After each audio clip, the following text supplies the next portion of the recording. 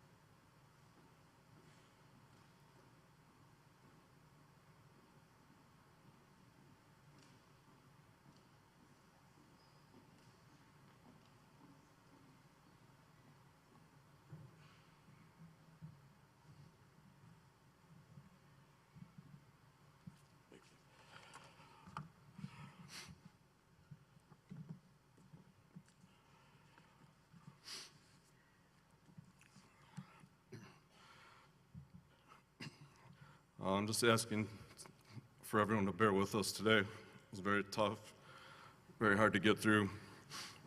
Usually once I'm behind one of these microphones, I'm yelling and announcing some basketball game. So welcome, obviously, everybody. We gathered today to celebrate the life of an extraordinary man. Jeff was born on November 30th, 1966 in Rockford, Illinois, to Jim and Helen Bailey. He graduated from Rochelle Township High School in 1985, then went on to receive his bachelor's degree from UW-Stevens Point with a history, political science, and broad field social studies majors with a secondary education degree. He started teaching 6th through 12th grade in the Williams Bay School District in the fall of 1990. While teaching at Williams Bay, he met the love of his life, Maggie, Miss Finley at the time. She taught 5th grade. They were married on August 6th, 1994. To say he was a proud father was an absolute understatement. If you had a few minutes to spare, he would be telling you how happy Matt was in his first year at Western Michigan, or how Erin was doing, working, and living out her dreams in Washington, D.C. Or perhaps he'd have a story to tell about their last family vacation up to Butternut Lake or another spectacular national park.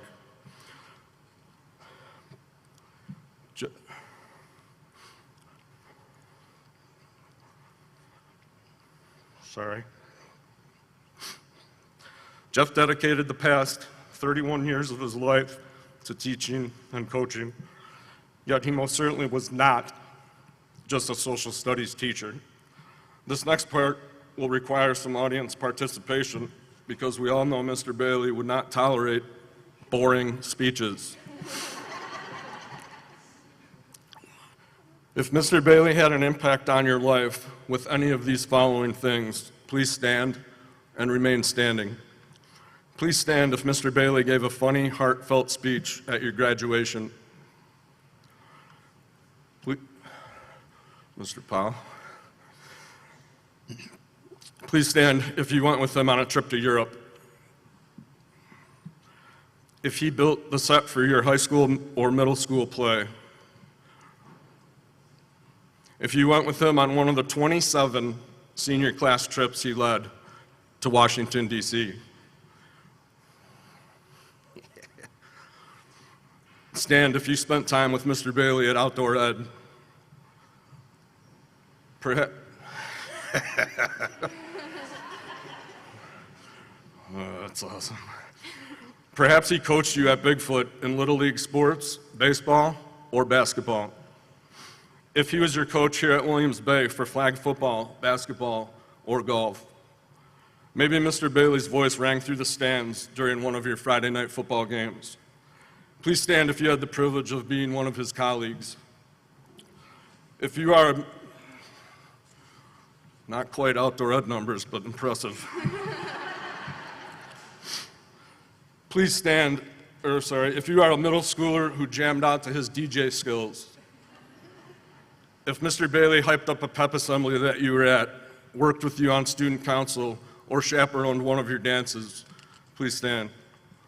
If he was your social studies, current events, civics, world geography, or history teacher. And lastly, please stand if you had the privilege of witnessing Jeff's kindness, generosity, and unique sense of humor.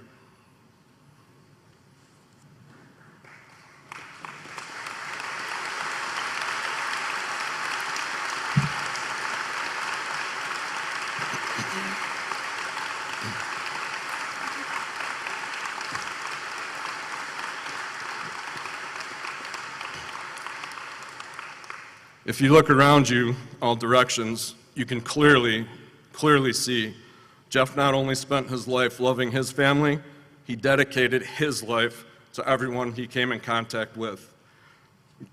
Please be seated. Thank you.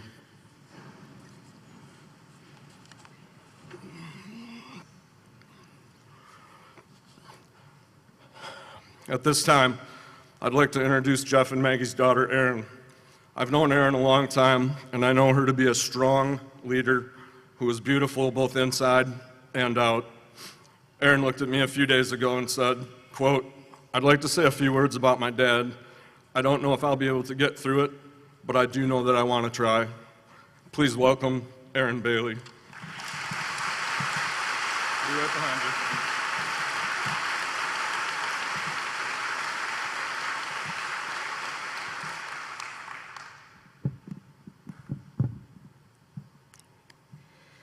On behalf of the Bailey family, I would like to thank everyone for being here today. The gym has never felt so full of love and warmth for a man who deserved all this and more. However, don't get me wrong, he would be mad we are making all this fuss. But for a man like my dad, this is the least we could do. I would like to start by warning everyone in advance.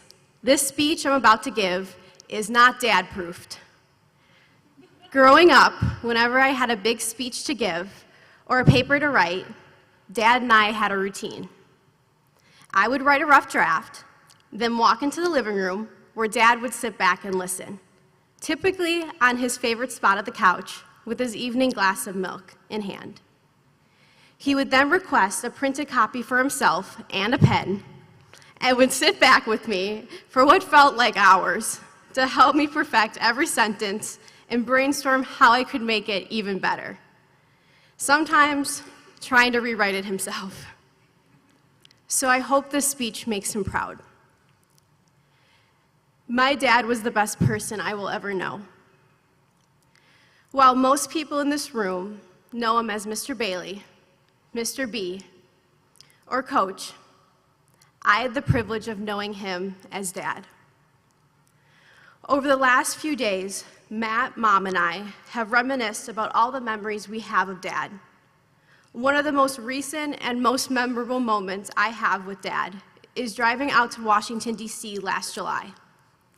As soon as it was decided I would be moving to D.C., Dad had made up his mind that we needed a U-Haul and insisted that he and I do the drive together.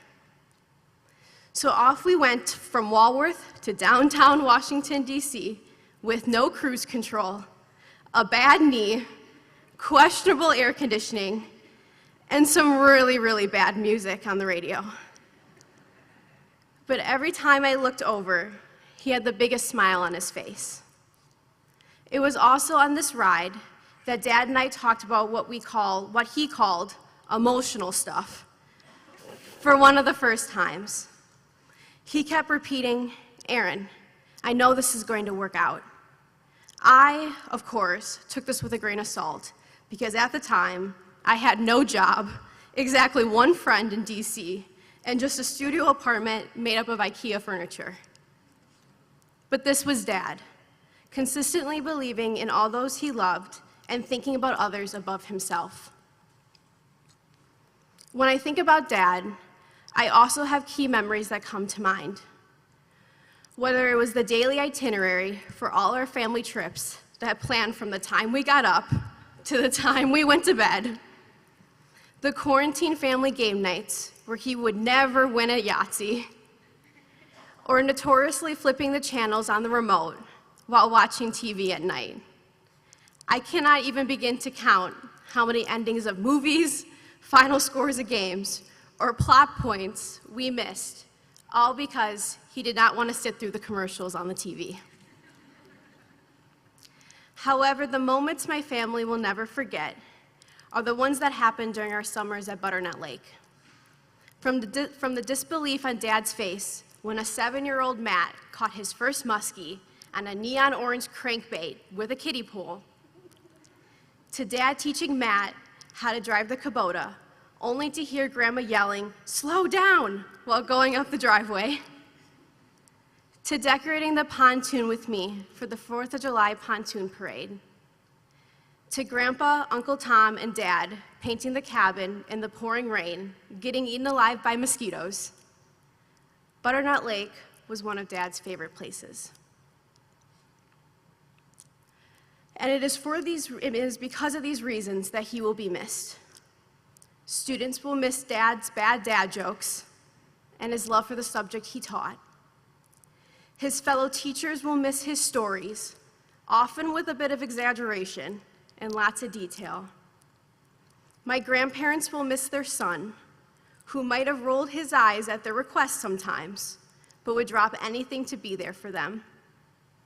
My brother will miss his sports buddy, and fellow airplane aficionado who would sit on the couch for hours with him and talk about the strategy the Packers would have that season, the overhype of Tom Brady, or what was the latest breaking news that day.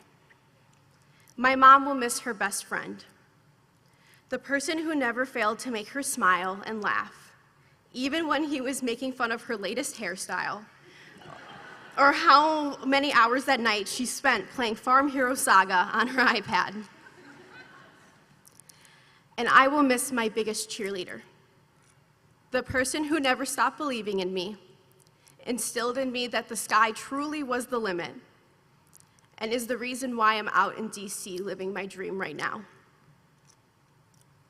While he may be gone, I am comforted by all the lessons he taught me, and I know he spent his life teaching others. One of these lessons is best depicted in a story my dad told me at a young age, called the Starfish Story. It goes, one day, a man was walking along the beach when he noticed a boy picking up and gently throwing things into the ocean. Approaching the boy, he asked, "Young man, what are you doing?"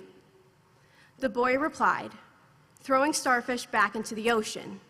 The surf is up and the tide is going out. If you don't throw them back, they'll die." The man laughed to himself and said, "Don't you realize there are miles and miles of beach and hundreds of starfish? You can't make any difference." After listening politely, the boy bent down and picked up another starfish and threw it into the surf. Then smiling at the man, he said, "I made a difference to that one." My dad was the one who made the difference, and he spent his entire life practicing what he preached, instilling that character matters. It's for this reason that I know he is continuing to make a difference where he is now. While we may not be able to see him, we know he is somewhere warm with a bunch of cactuses, and he is listening to this lyric. I got my toes in the water, ass in the sand, not a worry in the world, a cold Mountain Dew in my hand, saying life is good today. Life is good today. Thank you, everyone, for joining us. May the force be with you, and live long and prosper.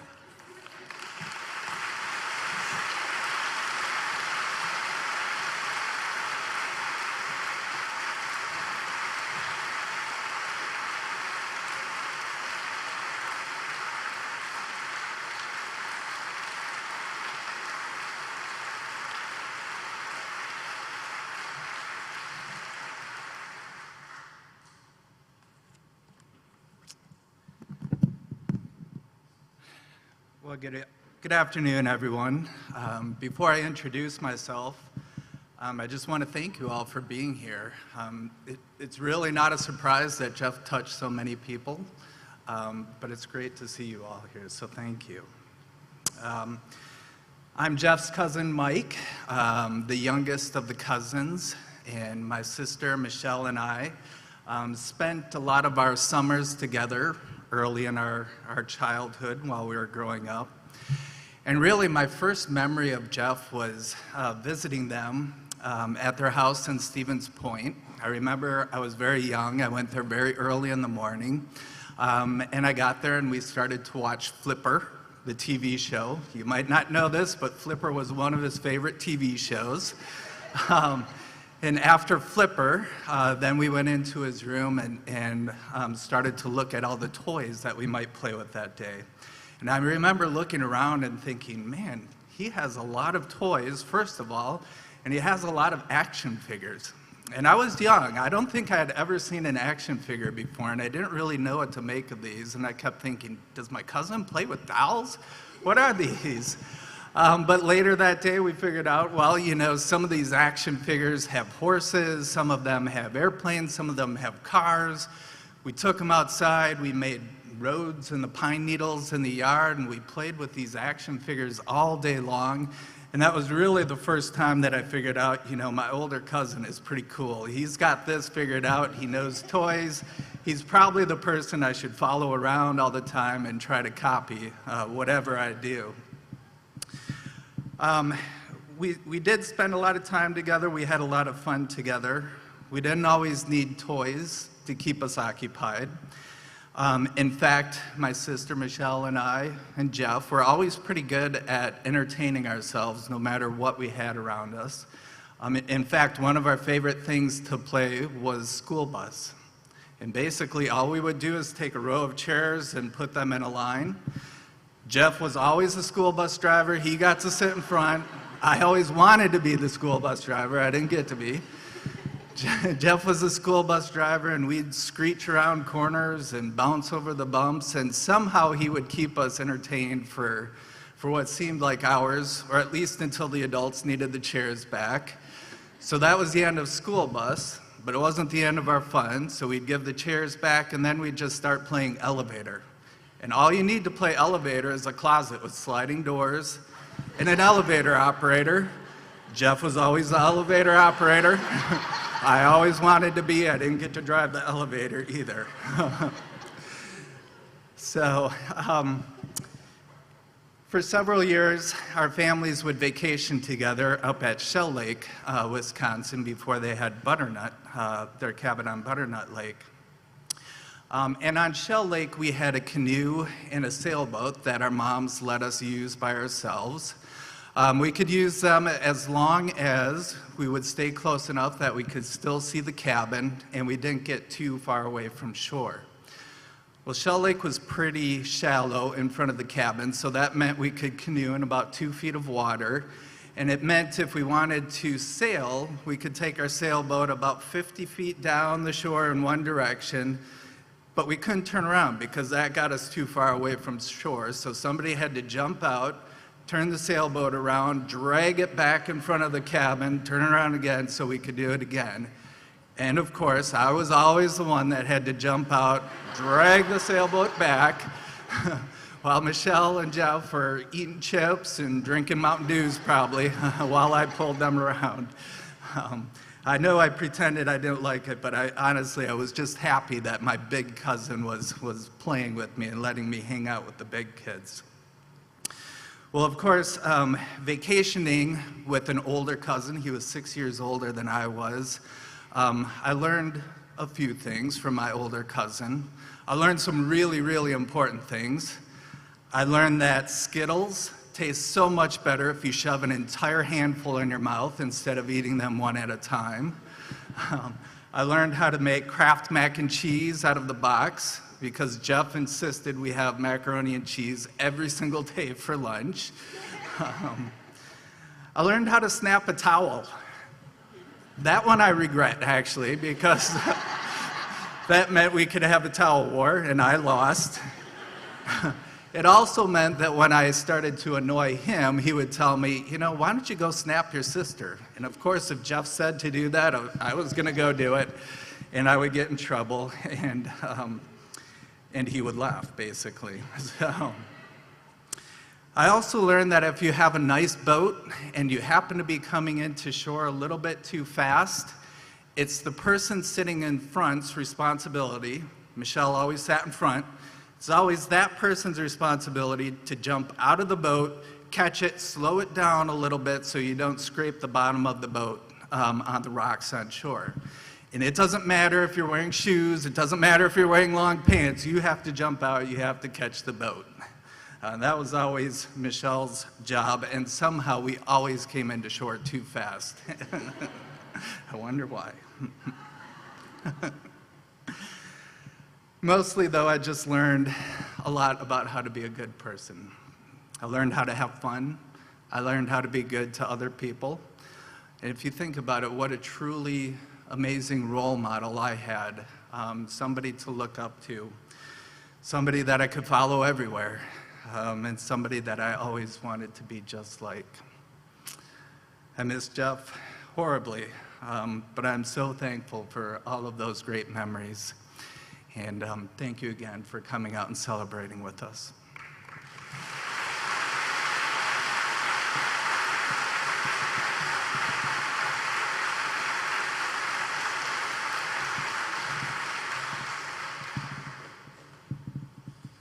Again, thank you guys for coming, and I'd like to thank the Bailey family for allowing me to speak today.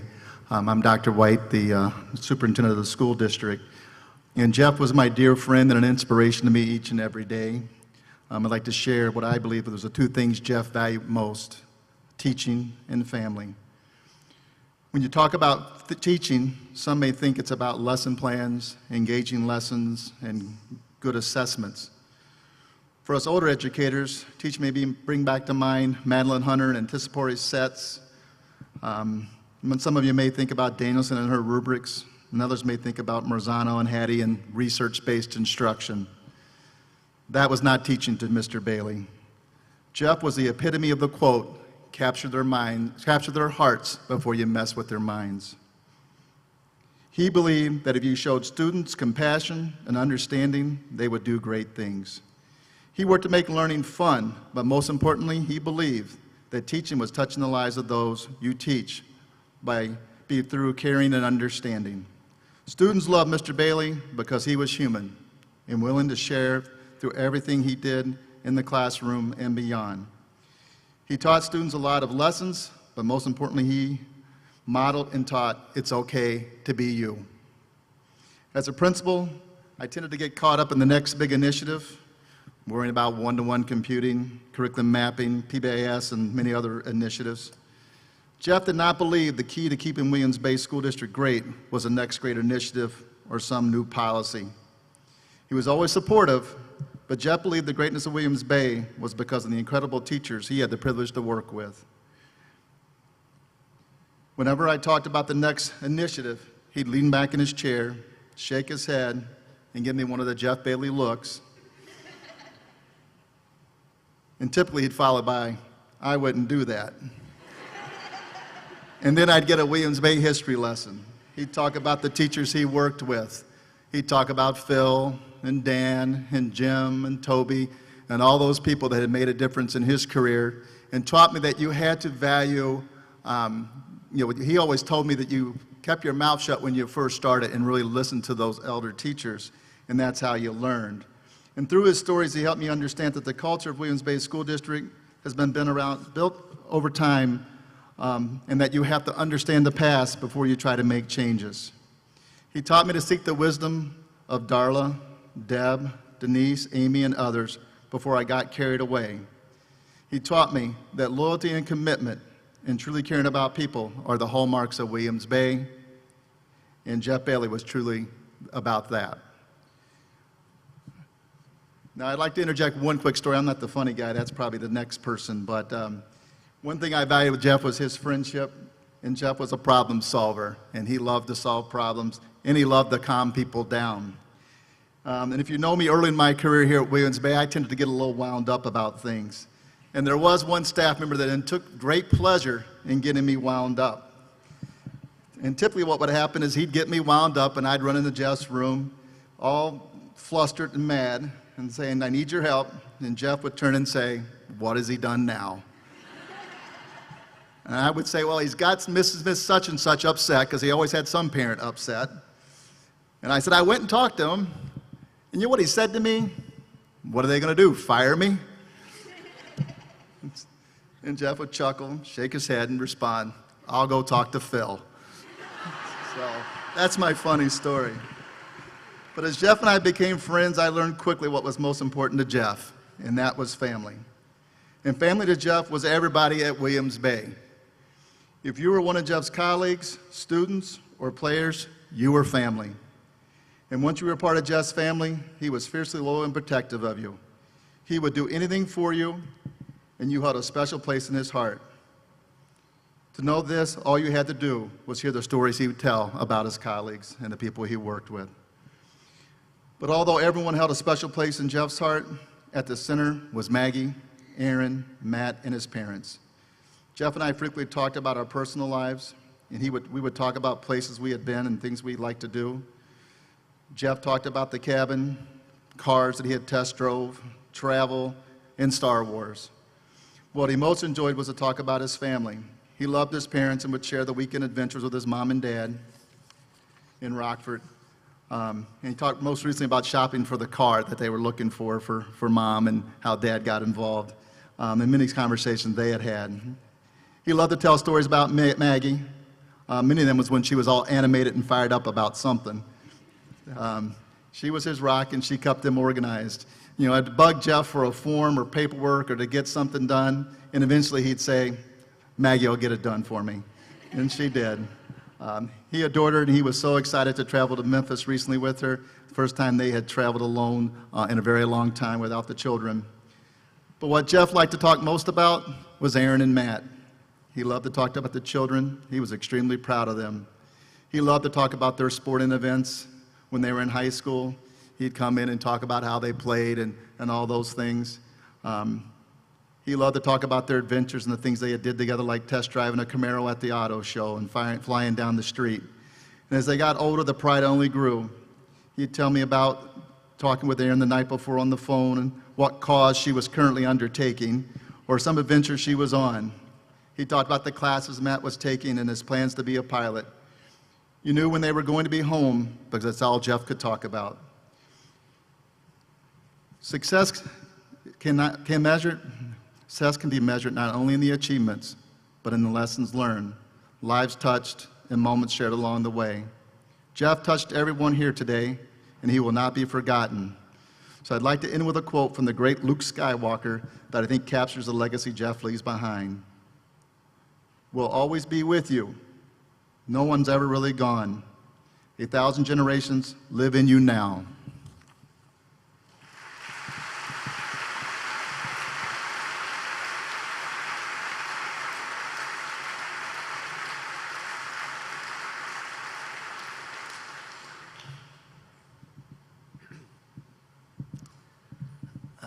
Thanks. That was a great introduction.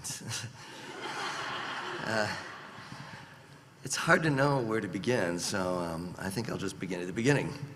I was one of the people on the hiring committee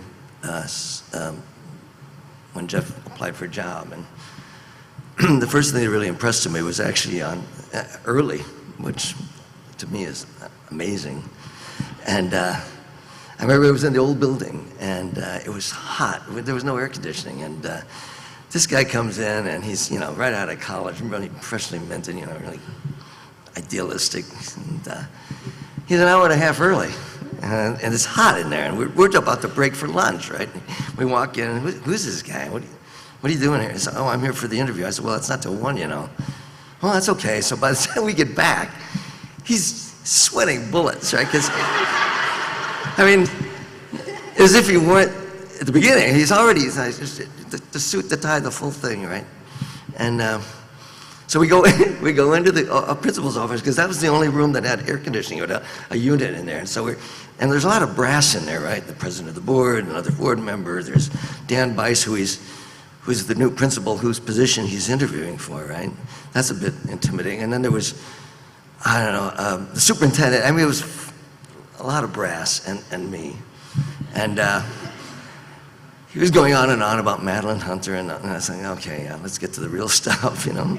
And he was talking about his student teaching experience and how he had taken a group of kids. It must have been about this time of the year. It was Earth Day, and he had taken a group of students, like 50 or more, and decided to march them from the school through a busy intersections to go to somewhere to clean up some river somewhere. And I thought, holy smoke, I mean, even an experienced teacher would hesitate to do something like that. And here's this guy is doing it. He's either crazy or out of his mind, I don't know which. But he said something that really, really I remember. And he said, I don't know how we did it, but we did it. And the reason I mention that is Jeff and I did 23 years of the Washington, D.C. trip together, 23 years. He did more, but we were 23 years in a row. And we were a good pair, because somehow catastrophe always seemed to be looming, and somehow it always came up right. Don't ask me how. I don't know. And every day, every time on the way back on the plane, we'd be sitting there, and he'd say, I don't know how we did it, but we did it. And for 23 years he said that, and it was beautiful, because that was what he said at the interview. And you know, you're energetic, and and he never lost that. For 23 years, he would always say that. I don't even know if he knew how amazing that was to me. Anyway, on the last year, I told him, you know, I'm part-time now. I'm not going to do this anymore. And he said, please. I said, no more. This is the last year. I'm doing the DC thing. And we're sitting there in the plane, and I said, there's something I have to tell you. And of course, he looked at me and was like, you know, when you say that, that's pretty scary. And I said, no, it's cool. And I said, you remember what the interview? And he said, yeah. I said, you were my second choice.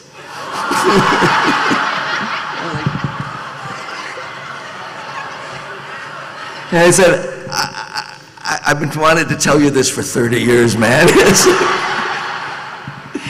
And he just kind of smiled as he would. I mean, I don't think I've ever seen him not smile. And I said, but I want to tell you something else real quick before you say anything. I said, it's a good thing that that committee overruled me, because it would have been the biggest mistake I'd ever made in my life. And I want you to know that, and I really mean that. Real quick story about, you know, there's so many wonderful stories with Jeff, so I'll just tell one. When we went to Washington, D.C., we flew in, and it was before we stayed downtown, so we stayed at a hotel. I'm quite sure they told me that there was going to be transportation, but they didn't seem to remember that. So we got there, and we got to the airport. We were getting off the plane. I ran, this is before cell phones, to give you an idea how long ago this was. I ran to call and say, we're here, you're going to come and get us with the van. And they're like, who? I was like, oh. So I ran to Jeff, and he was in, and I said, Houston, we got a problem. Because, you know, that's the best way to get to, you know, anything with aerospace, boy, you could get his attention. It's like, we got a problem. And so we got, fortunately, it was only 15 kids that year, so we got them in cabs, we got them to the hotel. And I'm trying to negotiate with these people, like, we got to work something out here, because we got to get a van to and from the metro, at least a couple times a day. And he disappeared. He's gone. We'd gotten everybody in their rooms, and so I was like, you know, that's a fine time to abandon me, dude. And it's like, so I go in there, open the door, and it's like yesterday. I look at him, and he's sitting there looking at a phone book. It's like, Jeff, I could use some help, you know. You're gonna order a pizza? What are you looking at the phone book? And he says, and this reminded me of something you said, I'm thinking maybe we could hire a U-Haul. I was like, are you serious? And he looked at me as serious as could. I thought that was the scary part. Yeah, I'm serious. Like, yeah, we won't attract any attention from immigration, naturalization, loading kids in and out of a U-Haul on Pennsylvania Avenue. Nothing. Yeah, I said, don't do anything. And so I was like, don't not make any calls. Don't hire you. So I went back to the desk. I said, you know what? There's a guy down the hallway that's about to hire a U-Haul to hire, you know, put 15 kids in every day. Is that the kind of PR you want in front of your hotel? She says, no, it isn't. I said, well, then we need to do something. And it worked. It worked. That's exactly the kind of situation where, like, this is gonna be a catastrophe, and somehow between the two of us, it came out smelling like roses. I don't know how, but they figured out a way to get us where we were going. So anyway, that was one of the many stories, and I was just thinking about how momentous a decision it was when we decided to hire Jeff. We're hiring a social studies guy, you know, to teach. Who knew that, what impact it was going to have on me as a teacher, professional, as a friend, what impact it was going to have on this community, on thousands of students. We had no way of knowing that. How lucky we were to make that decision. And if it hadn't been for that, he wouldn't have met his wonderful wife. He wouldn't have had these two beautiful children that are here today. So we really were lucky. And I'm lucky I was overruled. I can't tell you what a horrible mistake that would have been for me. So we really lucked out on that one. So the memories I have of him, those are mine. Those are, no one can take those away. And he gave me those. And I can only be in his debt forever for those wonderful memories. And there's so many more, and this is just a beginning. But I have to thank him for that because those belong to me, and he gave them to me. So thanks for the memories, Jeff.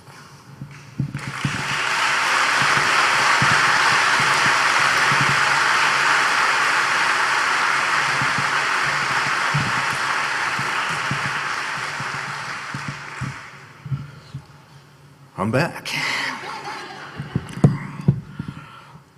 All right, just a few words here. I also have a few stories. I had to sort through boxes and boxes of files to find the stories that I could actually tell in the public.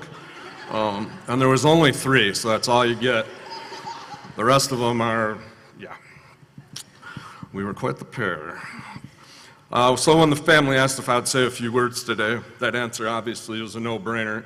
I was extremely honored to be Jeff's friend for the past 25 years.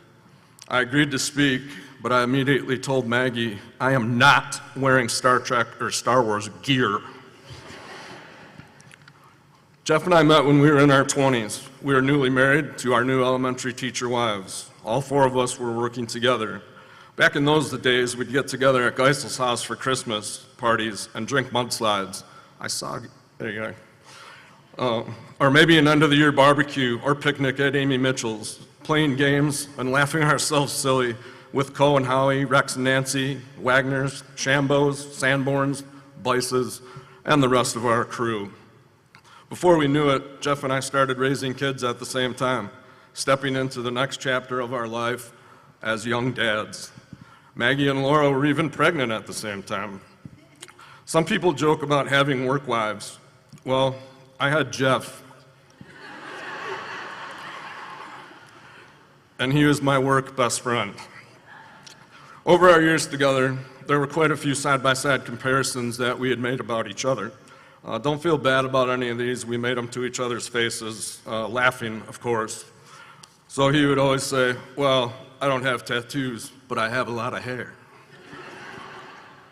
I said, well, I have no fishing lures or tackle boxes, and I have never watched Star Trek. Bales would say I teach how increased population can affect the world and the entire globe. And I said, well, in sex ed class, I'm teaching the students how not to increase the population. We felt the same about some things as well. We had both retired from coaching. Bales and I loved pranking Mr. Moon. I also saw him. Loved pranking Mr. Moon down that hall. When students, and that was the old days when you could like really pull a prank, you know? Like put a live animal in his room or something, and it was all good. So pranking Mr. Moon, pranking Mr. Moon. When the students graduated every year as seniors, we both always felt like we were sending our own kids off to the real world. Every teacher does, but him and I would actually like to talk about it. And one of our favorite traditions was burning, you know, that paper school calendar with all the circles and the triangles. And so I'd have cross down marks, and then as it got to the spring, we'd have a countdown started, like how many school days are left? He'd come down, Coach, how many days do we have left? I'm like, we got 41, Coach, we just started. But at the end of the year, all the markings, all everything like that, right in the locker room, just tip it on side, light it, burn the whole thing. Every year, we never missed.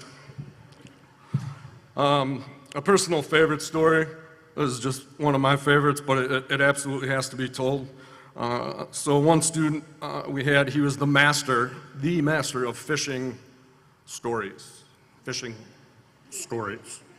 Every time he told me about the fish he caught or whatever he did, I believed him because I don't know anything about fishing unless I'm with Big T. There was this story in particular that I really focused on the details of what the student was telling me. Immediately when he was done, I went down and wrote down the specifics of the story. For you fishermen, it included a 10-pound test line, no net, and a very large fish. I took this information down to Bailey to see if it was at all possible. I just wanted to know. So I read off the stats to him, and he stood there and thought about it for a minute, looked me right in the eye, and he says, you know what, Coach? Actually, there is one way that's possible. I was speechless. I'm like, wow, great. So, okay, these stories, fantastic. And he said, well, there's only one way, Coach, and that'd be if you're fishing with Jesus.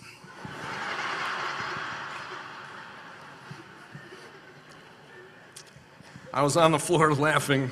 Obviously, the timing of Jeff's witty humor, it was second to none. So I've thought all these years until yesterday, and we're over at the Bailey's house, and there's some tears going and stuff, and Matt graciously got up. He went upstairs, and he came back down, and he had one of those square ice cream buckets, you know, with the blue handle, and a box of Kleenex, and he just set it in front of me. He's like, "I've been using this, portable." I'm like, "Wow, thanks, man. Thank you." So I'm crying, I'm wiping, throw a tissue, throw the second tissue, and I think it was the second or third tissue I put in there, and then Matt goes, "Hey, just so you know, that's from our hall closet. That's the puke bucket when we get the flu."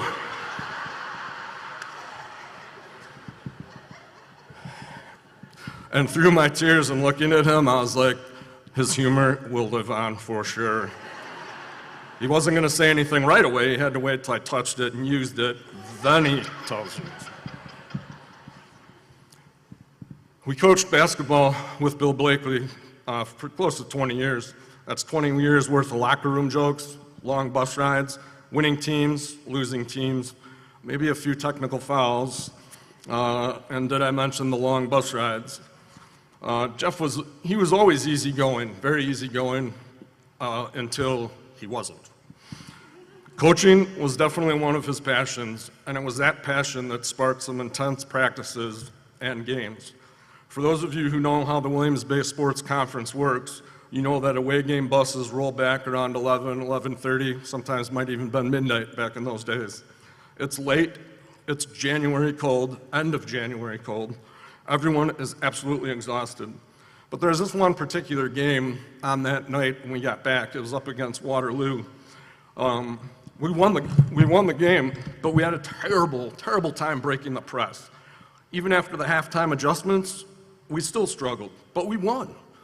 We got back to school, kind of looked at each other. He gets up, he tells the boys, he goes, "Get off this bus, take off your dress pants and your ties, put your soaking wet uniforms back on." The guys are all sitting around putting smelly, wadded up socks out they just wore at the game, and they're all heading back into the gym in their game uniforms, just all sweaty and smelly. "We're going to keep running plays until you can consistently break this press. We'll be here all night if we have to be." And we did. So I'd like to see that tried nowadays. I was just thinking, oh, wow, be a few phone calls coming in. But that was Bale's, and that was his intensity. He wanted everything right, and he wanted those kids playing their absolute best for him, for us. So during those coaching years, I can't even tell you how many clipboards Jeff broke, along with a couple desks and even a classroom door. He got so upset he slammed it, and all that glass that was in there. And the desk, mind you, it was halftime, things weren't going well. He got a little lathered up, and the desk went from here to the ground against the wall, and then no one even really blinked an eye.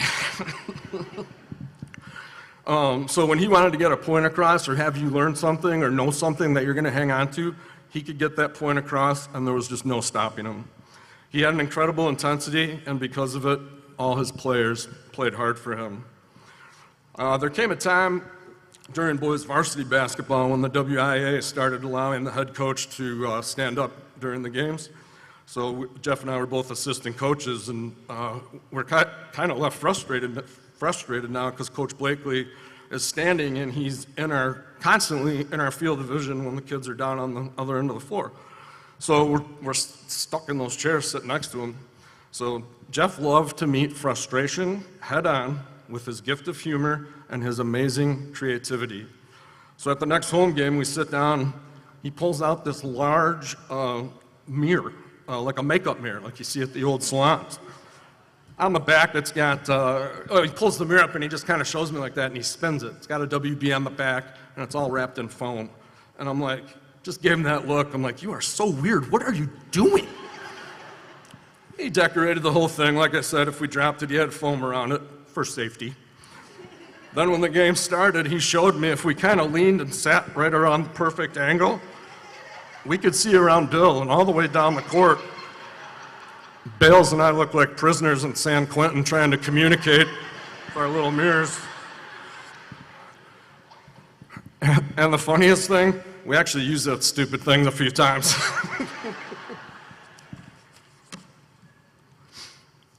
Jeff was asked to give the challenge to the graduates numerous times. His speeches were always inspiring and entertaining. Some of you might have seen a Barbie Jeep cruising through. He always had unusual props and usually a crazy hat. Then one year, the graduating class of 2012 asked Jeff and I to speak together. What an honor that was for me to give a graduation speech with him. He was the master.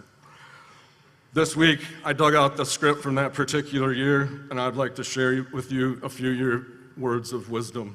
And I wanted to tell you also that this wasn't off the computer or some Word doc or email.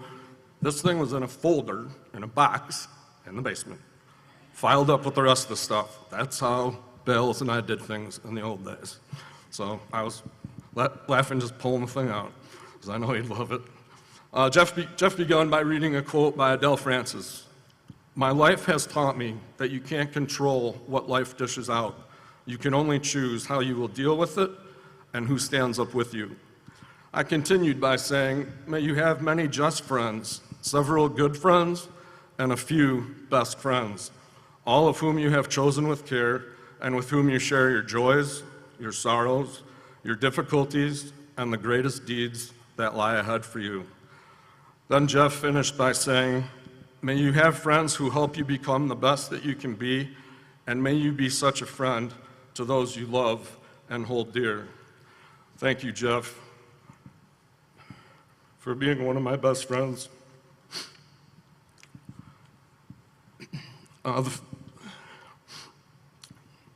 Just some housekeeping stuff while we're right here. Please stay seated at the end. We want to do a slideshow over on the screen here. And then the family asked that I conclude today with an Irish blessing. And at the end of that blessing, we ask that you please stay seated for the slideshow, and then please stay seated. The ushers are going to dismiss by rows, like wedding style, which I won't say which.